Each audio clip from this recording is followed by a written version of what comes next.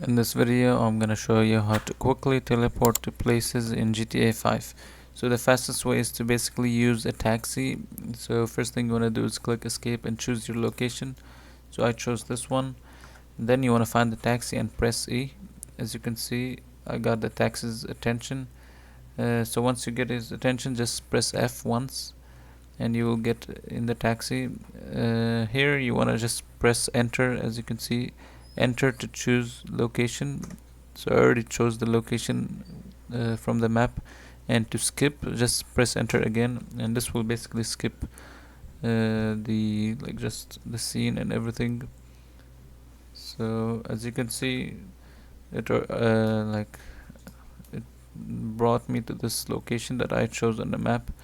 And that's it for this video. If you enjoyed this video, make sure to leave a like and subscribe.